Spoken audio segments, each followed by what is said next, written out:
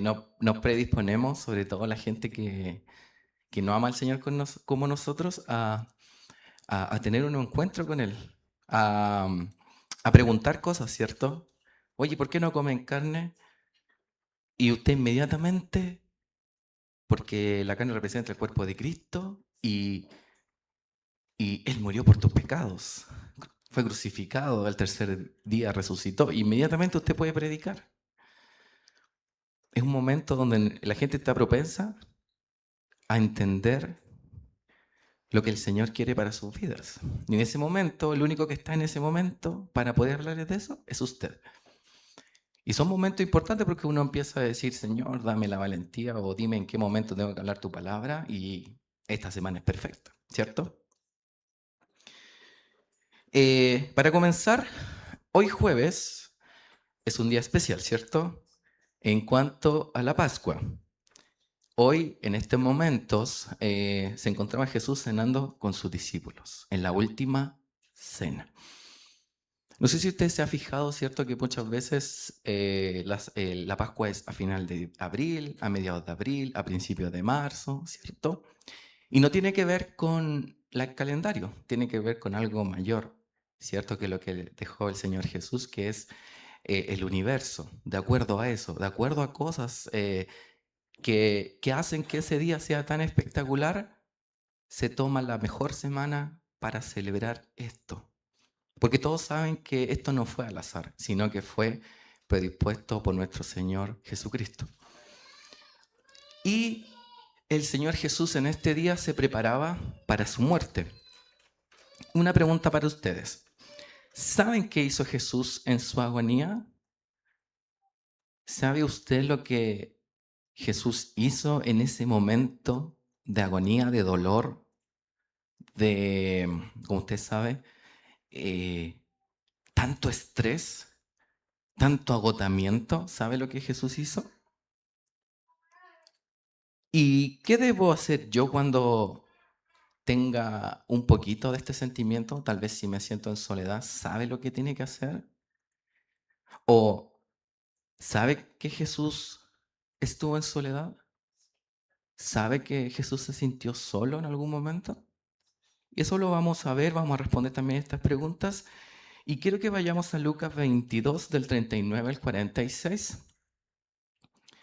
Y creo que este es un momento importantísimo para poder entender los días en los que Jesús vivió esa semana y que esa semana es maravillosa, es potente. En 7 días ocurrieron cosas muy tremendas que quedaron en la mente de todos los que estaban en Jerusalén. Y que la mayor parte de estos acontecimientos maravillosos también fueron ahí. Entonces, vamos a leer Lucas capítulo 22, del 39 al 46.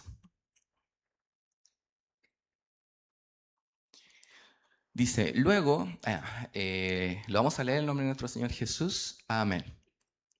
Luego, acompañado por sus discípulos, Jesús salió del cuarto en el piso de arriba y, como de costumbre, fue al monte de los olivos. Allí les dijo, oren para que no cedan a la tentación. Se alejó a una distancia como a un tiro de piedra, se arrodilló y oró. Padre, si quieres, te pido que quites esta copa de sufrimiento de mí. Sin embargo, quiero que se haga tu voluntad, no la mía. Entonces apareció un ángel del cielo y lo fortaleció. Oró con más fervor y estaba en tal agonía de espíritu que su sudor caía a tierra como grandes gotas de sangre. Finalmente se puso de pie y regresó a donde estaban sus discípulos, pero los encontró dormidos, exhaustos por la tristeza. ¿Por qué duermen?, les preguntó. Levántense y oren para que no cedan ante la tentación. Cierre sus ojos, hermanos, vamos a orar. Bendito Señor, grandioso Jesús, reconocemos que tuya es la vida, tuya es la gloria. Señor, en verdad no merecemos nada de lo que hiciste allí en la cruz. Todo fue por gracia. Aunque viviéramos todos los días obedeciéndote, Señor, no es suficiente tanto amor que tú nos diste. Por eso, Señor, vamos a tu hermosa gracia. Porque a pesar de eso, Señor, nos viste con tanta misericordia, con tanta piedad, y nos recibiste como tus hijos. No merecemos nada, Señor, aunque sigamos al pie de la letra todos tus mandamientos, porque tú eres la ley, tú eres los mandamientos. Gracias, Señor, por esta semana donde podemos hablar de ti, o donde podemos reflexionar, o donde podemos, Señor, hablarles a otros de esta reflexión tuya, donde tú diste la vida por nosotros y que tu hermoso Espíritu Santo pueda hablar, Señor, a través de nosotros y pueda guiar a cada corazón a tu presencia. Te amamos, Señor Jesús, que este pueblo, tu pueblo, Señor, podamos entender tu palabra y poder honrarte con cada acto que hacemos en el día a día. Te amamos y te bendecimos en el nombre de Jesús. Amén. En el versículo 42, si es que usted lo puede ver en su Biblia, hay unos títulos que podemos ver. Y dice el complot para matar a Jesús y luego la cena del Señor. O sea, estamos viendo que hubo un complot primeramente, ¿ya? Y el complot era tan necesario como también la cena, como también su muerte. Y claramente este complot iba dirigido por los sacerdotes, pero también por Judas, ¿cierto? Entonces Jesús estaba compartiendo con sus discípulos la última cena junto con ellos. Eso es algo inminente que estaba ocurriendo este día, si es que lo vemos de este modo hoy, ¿cierto? En este momento estaría Jesús haciendo la última cena, lavándole los pies a los discípulos. Hermoso, ¿cierto? Haber estado ahí. Y, y Pedro le dice algo hermoso y le dice, no, yo necesito lavarte los pies a ti, Jesús. Y Jesús le dice, no, es necesario que yo lo haga. ¿Y qué le dice Pedro? Le dice algo hermoso. Yo creo que eso es para, Señor, lávame entero entonces. Si me vas a lavar los pies, creo que me tienes que lavar completamente, porque completamente necesito de ti. Entonces, Jesús lava los pies de los discípulos enseñando amor y humildad. Y Jesús en ese momento señala a un traidor. Eso lo podemos ver en los demás evangelios, perdón. Y Jesús señala a aquel traidor. Pero no fue hasta que terminó la cena cuando ya Judas va a realizar lo que tiene que realizar, ¿cierto? Y en ese momento Jesús va a Getsemaní. Y cuando terminó la cena hay otra cosa importante que ocurre. Jesús predice la traición de Pedro, pero también ora por sus discípulos, porque en ese momento Satanás estaba más vivo que nunca. Era su oportunidad, la única oportunidad en miles de años en poder destruir al Hijo de Dios. Era su oportunidad, así que no la iba a dejar pasar.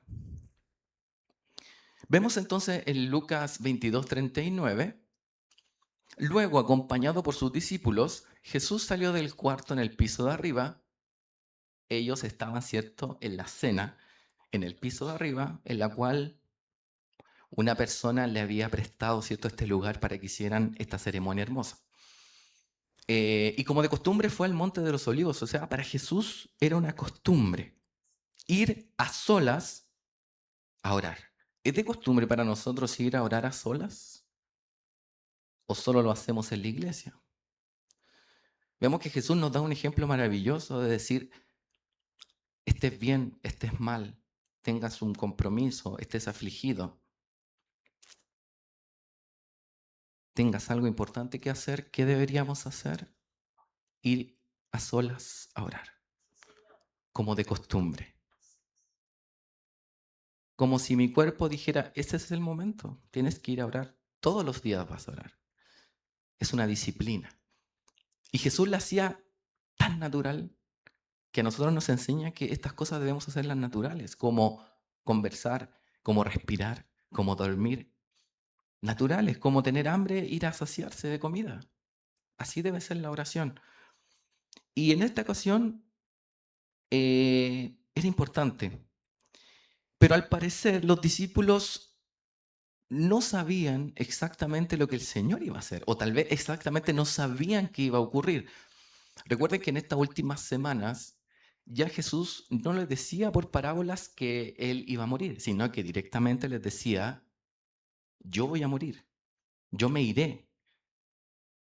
Por eso ellos acá notan la tristeza, se dan cuenta que ya Jesús no iba a estar con ellos. Entonces ellos no sabían exactamente qué iba a hacer el Señor Jesús y lo que iba a ocurrir en este lugar. El versículo 40 dice, allí les dijo en Getsemaní. Acá Lucas va rápidamente con algunas cosas, pero nos entrega cosas muy interesantes que tal vez en otro evangelio no están. Allí les dijo, oren para que no cedan a la tentación. Y acá podemos ver lo importante que era la oración. O sea, no solamente para pedir perdón, no solamente, ¿cierto?, para pedir cosas, no solamente para dar gracias, sino algo muy importante y profundo. Algo que el amor lo demuestra, ¿cierto? El amor que demuestra no traicionar al que amamos. Y la única forma de no traicionar a Jesús es tener un momento de intimidad todos los días. Porque si no está eso, el Señor te dice, si no vas a entrar en tentación y me vas a traicionar. ¿Y cómo podemos decir, Señor, te amo si lo traicionamos cada día? Y con nuestras palabras, con nuestros pensamientos, ¿cierto? Con nuestras acciones, actitudes. Un predicador cuenta lo siguiente. Hace unos años estaba yo visitando a un hombre que agonizaba de cáncer en la habitación de un hospital. Agonizaba normal, aunque a nadie le resulta fácil morir. Sentía una profunda soledad, aun cuando estaba rodeado de personas que le querían profundamente. Así lo describía él mismo. Tengo una esposa y unos hijos maravillosos, y cantidad de parientes y amigos. Alguien me está agarrando de la mano con cariño, casi cada minuto, pero estoy a un tiro de piedra de todos ellos. Yo me estoy muriendo, pero ellos no. Estoy dentro de algo a lo que ellos no pueden acceder. Es algo terriblemente solo, morir. El morir, hermanos, no es tan horrendo hasta que nos toca. Y es así. Vivimos como que nunca vamos a morir, como que nunca nos vamos a enfermar. Y, y en un momento toca la puerta. Y así en el versículo 41 dice, Jesús se alejó a una distancia como a un tiro de piedra, se arrodilló y oró. Sus discípulos estaban ahí, su madre tal vez, pero como dice, no estaban con él, estaba solo. Y pudieron los discípulos, yo estoy contigo, Señor, yo voy a morir contigo. Todos sabemos que eso no ocurrió. Y vemos cómo Jesús se encontraba solo, distante, sin que nadie en la tierra pudiera hacer algo por él. Y vemos que Getsemaní era el lugar de rendición. ¿Quién era el que estuvo orando tal vez cada mes, cada semana en ese mismo lugar? El mismo Jesús. No era azar, no era suerte.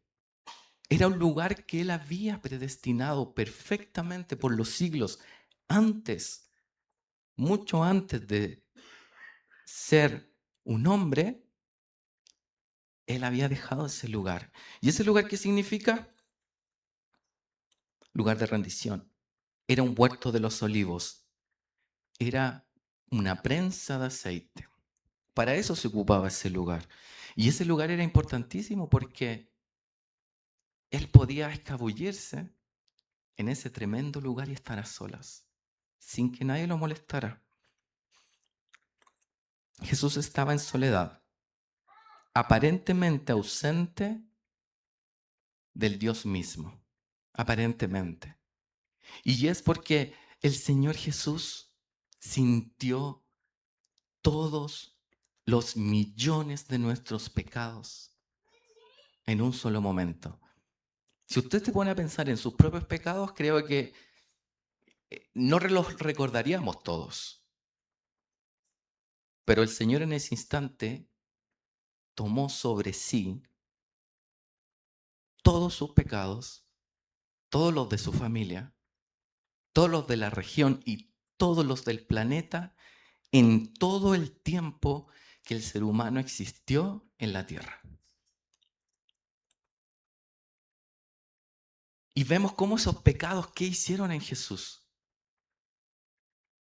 vieron lejano a Dios, sentirse solo. Versículo 42 dice lo siguiente: Padre, si quieres, te pido que quites esta copa de sufrimiento de mí. Sin embargo, quiero que se haga tu voluntad, no la mía. Jesús estaba en su agonía, estaba en soledad. Estaban ahí sus discípulos, estaban sus amigos, pero estaban lejos de Jesús, no estaban ahí. Porque podemos ver más adelante que cuando Él llega, ¿qué pasó con ellos? Estaban durmiendo. Como cuando nosotros llegamos cansados a la reunión y nos dormimos, así. Porque también ellos estaban cansados, eran humanos. Pero entendemos nosotros que nunca vamos a ser como Jesús, por eso necesitamos su ayuda. Por eso necesitamos que el Espíritu Santo viva dentro de nosotros. Jesús hizo la voluntad de su Padre, aun cuando todo parecía adverso. Aun cuando no tengamos respuesta, aun cuando nos estén saliendo las cosas malas o cuando nos estén saliendo las cosas bien, aun cuando nos sintamos solos, ¿qué debemos hacer? La voluntad de Dios. Aunque no me convenga lo que tengo que hacer, porque nos pasa a menudo, no, es que no me conviene hacer esto. Bueno, tengo que hacer la voluntad de Dios, aunque no me convenga. Aunque salga llorando, tengo que hacer la voluntad porque eso es lo que me indica el Señor Jesús. El Señor Jesús tenía que hacer la voluntad de su Padre. Independiente, Él no quisiera. Y vemos aquí algo hermoso. Aún cuando veamos que hemos sido fieles a Dios y aun cuando el Señor haya callado, cuando no nos dé respuesta, cuando no entendamos por qué nos ocurren las cosas, cuando más nos sintamos fieles al Señor, debemos nosotros seguir haciendo su voluntad. Debemos seguir siendo fieles. Y eso es complejo. ¿Pero por qué lo tenemos que hacer? Porque así el Señor Jesús lo hizo.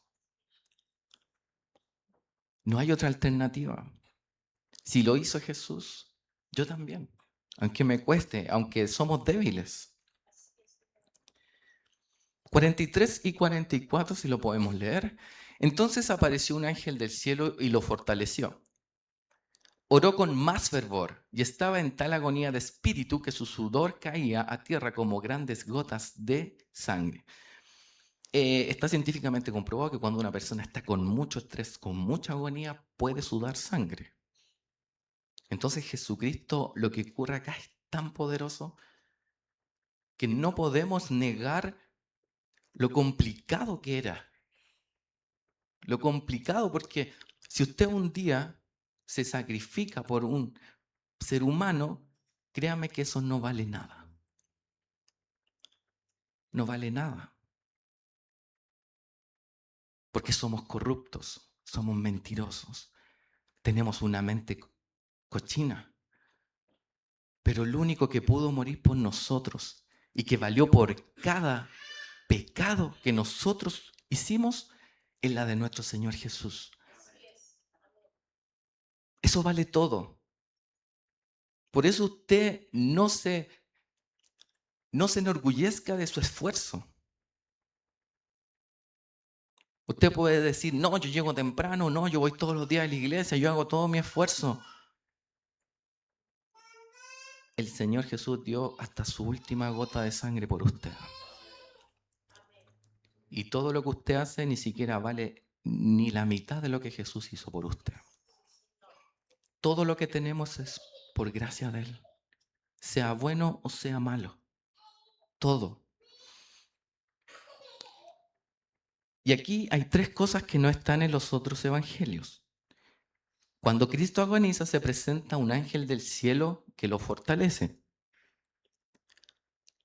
Parte de su humillación, ¿cierto? Porque nosotros vemos que una humillación fue cuando lo colgaron y estaba desnudo. A ninguno de nosotros, ¿cierto? Nos gustaría siquiera que nos vean desnudos, porque eso ya es una humillación. Menos colgado de un madero, colgado como un criminal, lo cual nosotros ninguno hemos tenido algún problema de esa magnitud. Pero aquí hay algo peor que eso, porque dice un ángel del cielo lo fortaleció. ¿Cómo es posible que el Dios Todopoderoso, que no necesita nada ni nadie, tenga que ser fortalecido por un ser que él mismo creó? Jesucristo es la humildad máxima. ¿No le parece eso humildad? Nosotros diríamos, ¿y por qué me viene esto? Por si yo lo creé, ¿por qué me viene a mí a ayudar? Si yo te enseñé todo a ti, ¿qué me vienes tú a enseñar a mí? Porque somos orgullosos. Pero Jesucristo, tanta humildad. Pero es la perfecta humildad. No podemos decir, no, si alguien humilde más que Jesús es imposible. Con tanta gloria, con tanta potestad, con solo el abrir su boca destruye a todos. Y puede crear una humanidad nueva que lo ame de verdad. Aún así, Él decidió ser fortalecido por alguien que Él creó, un ángel, un reino. Otra cosa es que estando en agonía, Él no se puso a decir, ¿por qué tengo que pasar por esto? Voy a ir a hablar con mi amiga, voy a hablar con mi amigo, me voy a poner a dormir. ¿Qué hizo Jesús en ese peor momento? Oró con más fervor. ¿Y nosotros qué hacemos? Ya decía, ahora con eso basta. Ahora me voy a ir a tomar los remedios. Y vemos que el Señor no fue con una mente natural, sino que se apegó a la espiritual. Y así debemos hacer nosotros. Si vemos que algo está cada vez peor, ¿qué debo hacer yo? Orar con más fervor. Hasta que mi Señor, si decide librarme, bien. Y si no decide librarme, gloria a Dios también. Porque yo no puedo obligar a Dios. Si Él quiere, lo hace. Gloria al Señor. Y si Él no quiere, gloria a Él también. Porque Él se merece todo. Entonces vemos que Él oró fervorosamente en una especial y oportuna agonía. Imagínese ver al Dios Todopoderoso en agonía, imposible. ¿Ocurrió? Sí. ¿Y qué hizo? Oró más. ¿Y qué es lo primero que nosotros dejamos de hacer cuando nos enojamos con el Señor, cuando nos enojamos con un hermano? Dejar de orar, dejar de leer, dejar de asistir. Igualito como Jesús quiere, ¿cierto? No sé de dónde aprendimos eso, pero hacemos cosas que inventamos. Cuando hay gente a nuestro alrededor que nos apoya, pero aún así estamos solos sufriendo lo que nos toca vivir, lo más importante y la clave de esto es la oración. El Señor puede mandar a alguien para que te fortalezca, pero lo ideal es que te fortalezca Él. Porque nos ponemos, no, es que vino mi hermano y con él. No, fue un enviado del Señor. No le des la gloria a tu hermano, felicítalo, agradécelo, pero hasta ahí. Lo demás, la gloria y la honra al Señor.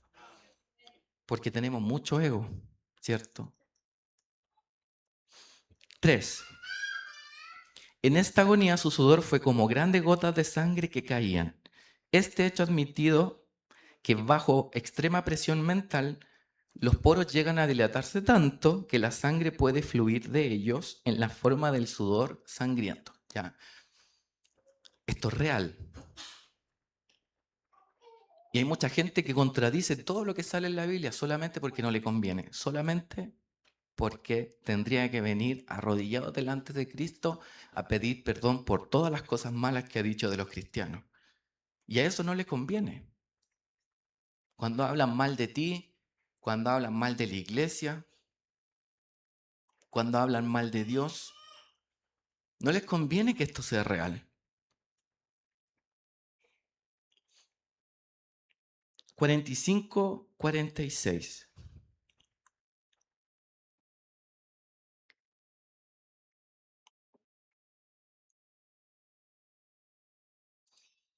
Finalmente se puso de pie y regresó a donde estaban sus discípulos, pero los encontró dormidos, exhaustos por la tristeza.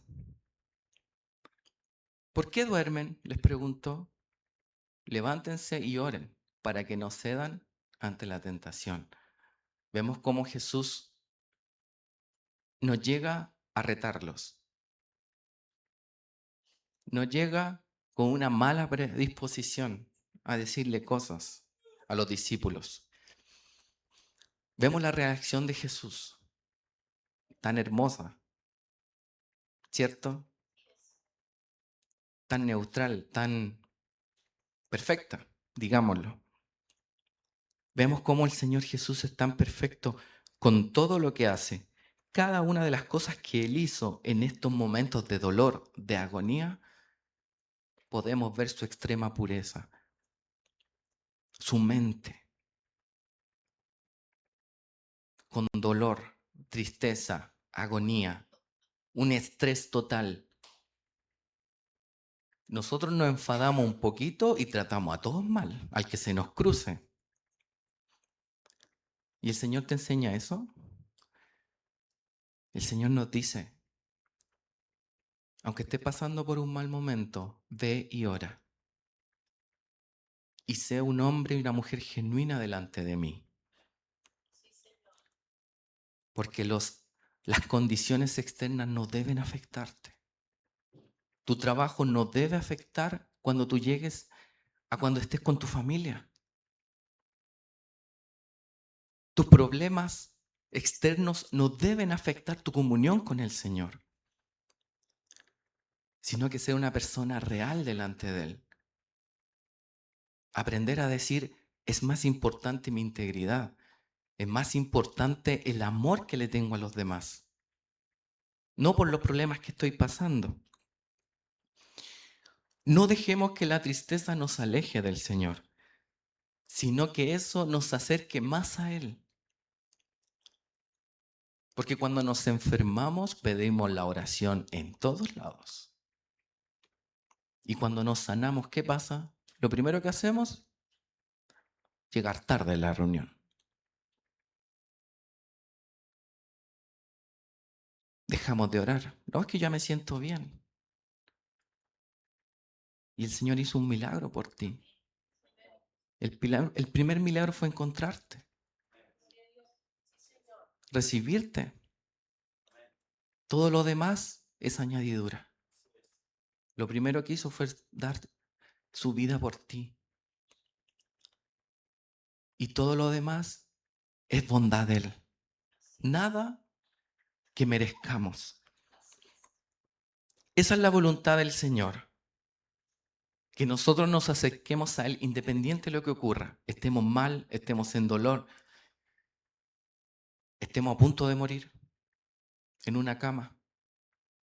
Que nos digan una semana de vida. ¿Qué deberíamos hacer? Orar con más fervor. Y si Él nos salva, bien. Y si no nos salva, mejor porque nos vamos a ir con Él. ¿Qué es mejor que estar con Él? Que estar sufriendo acá con este mundo que cada día está peor.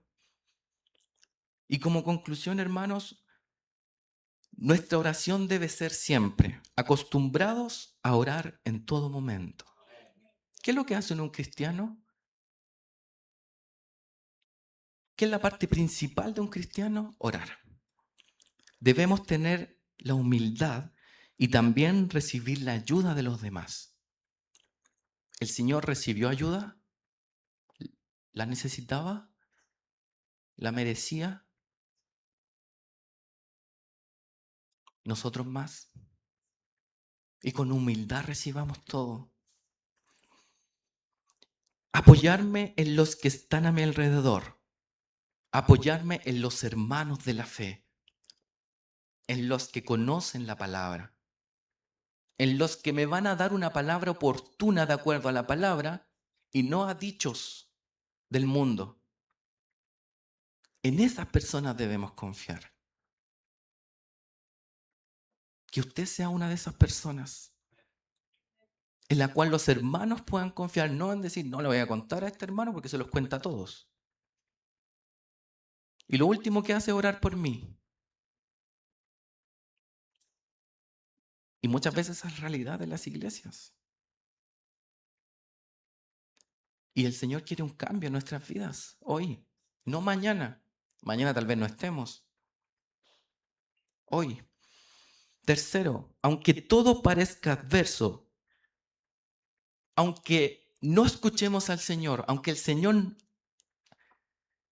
no hable, aunque veamos que el Señor esté distante, ¿qué debemos hacer? Seguir haciendo su voluntad. Bueno, el orar debería ser una costumbre, ¿cierto? Y orar con más fervor para que nuestro Padre nos fortalezca. Y finalmente, cada vez que queramos pecar, pensemos en la agonía de nuestro Señor Jesús, que cargó con los pecados de esta época, de la época cuando Él vino y de la época antes que Él viniera. Cada vez que usted quiera pecar, piense en el Señor, que es otra abofetada más que le damos, que es otra espina que le agregamos a esa tontera que hicieron los soldados, con esas espinas grandes de Belén, duras, gruesas. Piensa en eso, en el dolor de Jesús, en los pecados futuros. Porque yo pienso en hoy, pero mañana voy a volver a pecar. Y le doy gracias al Señor porque aún así Él me va a perdonar si vuelvo sinceramente delante de Él. Porque cuando yo digo no soy pecador, estoy mintiendo y de nuevo soy pecador. Y esa es la idea, cada día volver al Señor Jesús, perdóname, te necesito. Y en estos momentos, esta semana es preciosa, porque cada día en la televisión, donde usted va, se celebra lo que más amamos en nuestra vida, que es a nuestro Señor Jesús. Cierre sus ojos y oremos. Gracias, Jesús,